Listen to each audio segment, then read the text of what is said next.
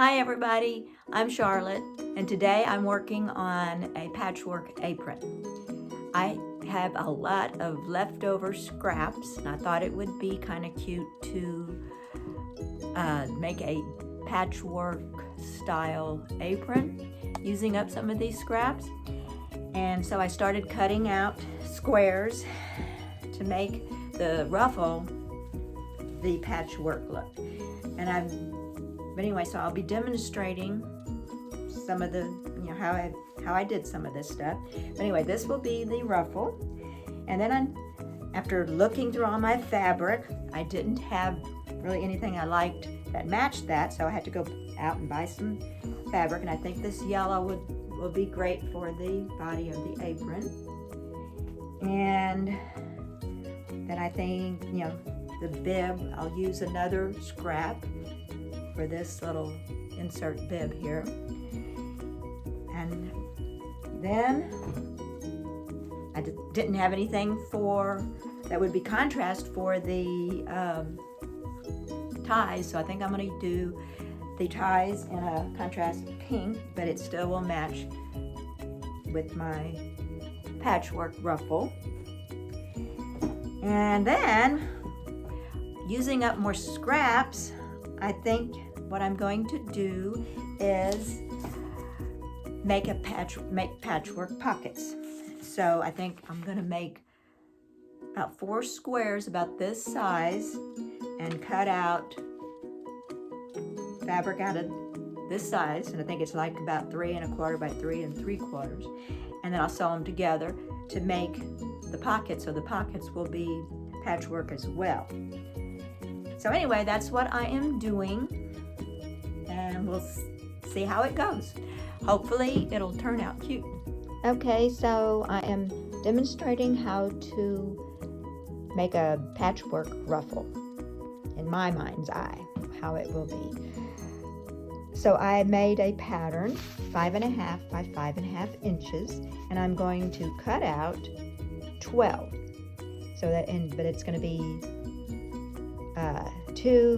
6 different types of fabric, 2 each, to make 12. And that will, I'm not sure how long that's going to end up being, but it's fairly long, about 60 inches probably, and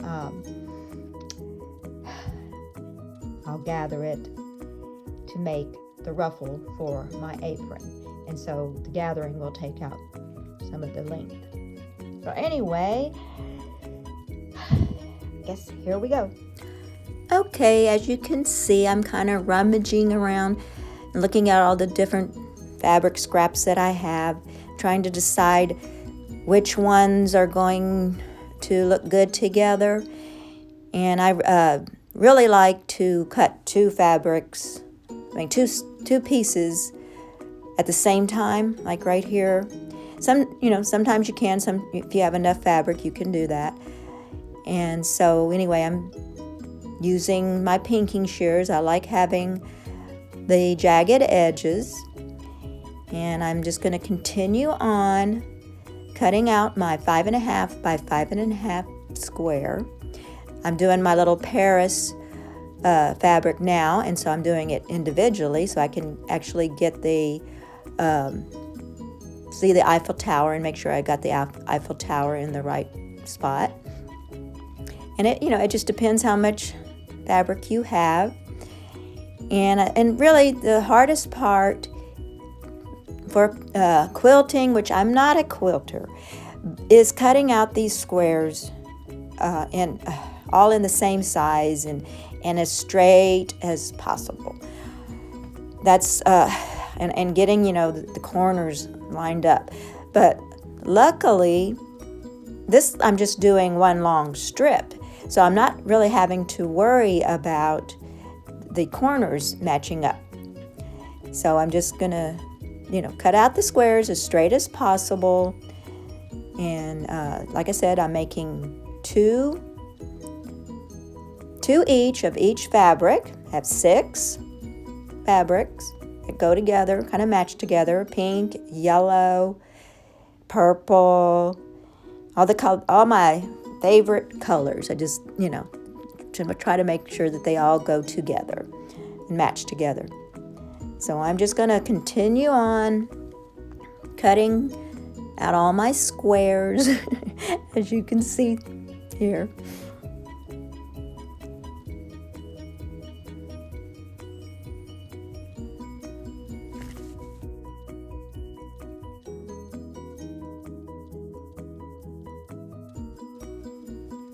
Okay, and another thing is you really have to look at your design, whether it's going up and down, horizontal, vertical, whatever, and make sure that you cut out, and when you're sewing, make sure you know that you're placing the design of the fabric in the right direction.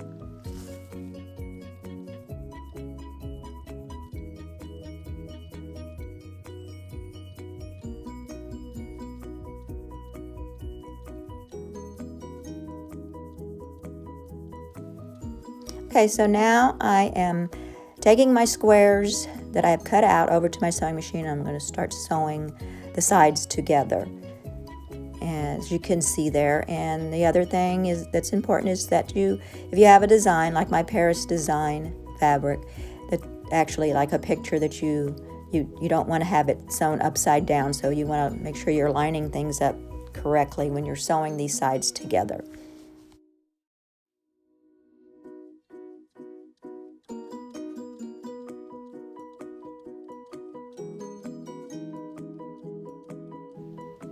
Okay, don't forget to back stitch when you come to the end of your seam.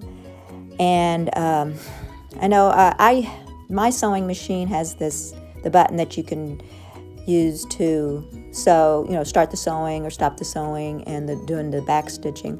And I know there's a lot of people use the little foot pedal down at the bottom to all that, but I've gotten used to using that button on the top to start and stop and back stitch and everything, and I don't know, I've gotten used to it, and I really find that I like it better than using the foot pedal or knee pedal or whatever that some of these the sewing machines do offer that these days. Okay, so this is what it looks like now that I have sewn all the squares together, and I have pressed or ironed each seam down flat, and then I'm going to press my double hem on the bottom before I sew it on, and before I sew my gathering stitches on. So there I have, I fold it over twice, pin it, and then I sew it. Hello again, and right here I'm showing what it looks like after I have hemmed my patchwork ruffle strip and sewed the 2 gathering lines, and then gathered the strip to fit my apron. So as you can see, I don't have it sewn yet because I have the 2 gathering stitches, and a tip would be to sew your gathering stitches in another color other than the thread that you will use to actually sew this seam. But you gather it, these blocks made it really nice to kind of make sure that the gathers are kind of evenly all around. If you need more instruction on how to sew a ruffle, I have a video that I did a couple of years ago, how to sew a ruffle on an apron.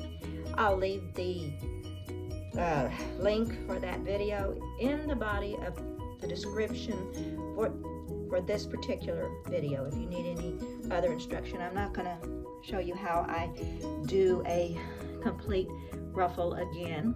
All I'm going to do is take this to my sewing machine and sew in between the two gathering stitches to sew the seam at the bottom of the ruffle. I'm sewing the ruffle onto the apron. So anyway, that's what I'm doing next. Okay, so here it is. Here's the finished product. I think it turned out really cute. I sewed on these extra long ties so that it can be wrapped around the front. Anyway, this is the Patchwork Ruffle. Trying to get the, so you can see it on the camera. Patchwork Ruffle and Patchwork pockets that I did. And I think they turned out really cute. Anyway, let me know what you think.